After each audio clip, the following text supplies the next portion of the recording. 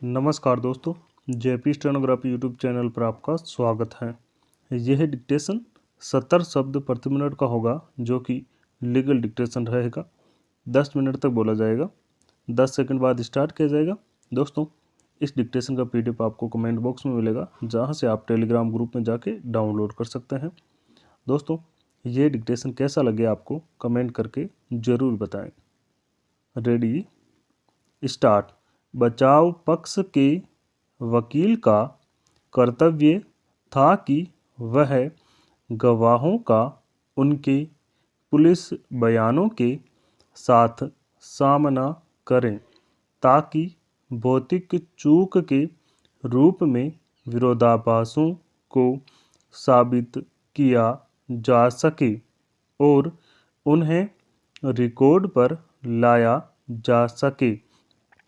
बचाव पक्ष के वकील को पता नहीं था कि किसी गवाह को उसके पुलिस बयानों के साथ कैसे विरोधाभासी बनाया जाए।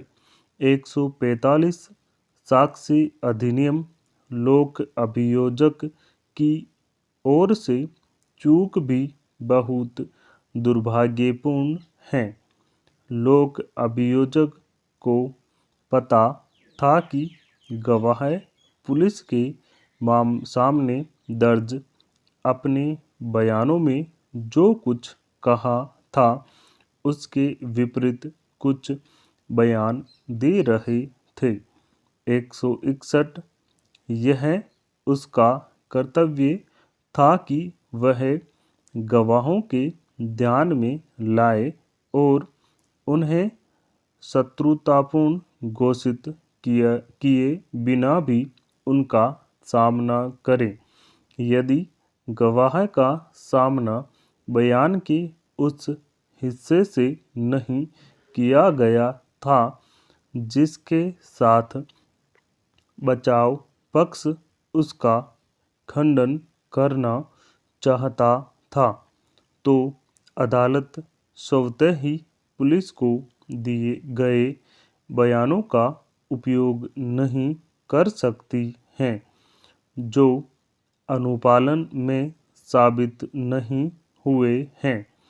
145 साक्ष्य अधिनियम इसलिए यह अत्यंत महत्वपूर्ण है कि सभी प्रमुख विरोधाभासों को स्थापित प्रक्रिया के अनुसार भौतिक चूक के रूप में साबित किया जाए। 145 साक्ष्य अधिनियम और उन्हें अभिलेख पर लाना, ऐसा करना बचाव पक्ष के वकील का कर्तव्य है। दंड प्रक्रिया संहिता 1973 अध्याय 28 एस 366 371 अध्याय 21 एस 372 394 कन्फर्मेशन मामलों में उच्च न्यायालय की भूमिका और कर्तव्य आयोजित किया गया। व्यक्ति को दोष मुक्त करने की शक्ति का प्रयोग उच्च न्यायालय द्वारा अभियुक्त की ओर से उसकी दोष सिद्धि को चुनौती देने वाली कोई ठोस अपील किए बिना भी किया जा सकता है। उस हद तक अध्याय 28 के तहत कार्यवाही जो कारावास के लिए मौत की सजा प्रस्तुत करने से संबंधित है, यह मुकदमे की निरंतरता में एक कार्यवाही है।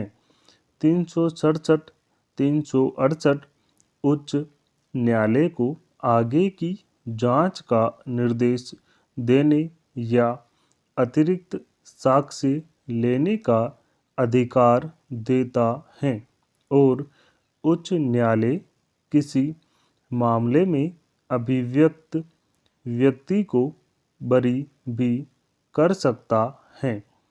अध्याय का दायरा व्यापक है। अध्याय 21 अपील से संबंधित है। एस 391 अपीलीय न्यायालय को आगे साक्ष्य लेने या इस तरह के आगे साक्ष्य लेने का निर्देश देने का भी अधिकार देता है। एस 386 तब अपीलीय न्यायालयों की शक्तियों की गणना करता है, जिसमें अन्य बातों के साथ साथ निर्णय और सजा को उलटने और अभियुक्त को बरी या आरोप मुक्त करने की शक्ति शामिल है, या उसे ऐसे अपीलीय न्यायालय के अधीनस्थ सक्षम क्षेत्राधिकार की अदालत द्वारा फिर से मुकदमा चलाने का आदेश देना या मुकदमे के लिए प्रतिबद्ध करना। अपीलीय न्यायालय की शक्तियाँ समान रूप से व्यापक हैं। वर्तमान मामले में उच्च न्यायालय अध्याय 28 और 29 CRPC एस दोनों शक्तियों का प्रयोग कर रहा था। 367 368 यह स्पष्ट करें कि निर्देश से निपटने में उच्च न्यायालय का कर्तव्य केवल यह देखना नहीं है कि सत्र न्यायाधीश द्वारा पारित आदेश सही है या नहीं, बल्कि मामले के लिए मामले की जांच करना है और यहाँ तक कि दोषी व्यक्ति के अपराध या निर्दोषता का पता लगाने के लिए आगे की जांच या अतिरिक्त साक्ष्य लेने का निर्देश देना है। दंड प्रक्रिया संहिता 1973 SS 367 368 और उसके लिए परंतुक उच्च न्यायालय का कर्तव्य US 367 आयोजित किया गया एस के परंतुक के तहत 368 जब तक अपील को प्राथमिकता देने के लिए अनुमत अवधि समाप्त नहीं हो जाती है या यदि ऐसी अवधि के भीतर कोई अपील प्रस्तुत की जाती है तब तक जब तक कि ऐसी अपील का निपटारा नहीं किया जाता है, ताकि यदि कोई अपील किसी दोषी कैदी के नेतृत्व में की जाती है तो उस अपील का निपटारा मृत्यु की सजा को स्वीकार करने वाले संदर्भ में कोई आदेश दिए जाने से पहले किया जाना चाहिए।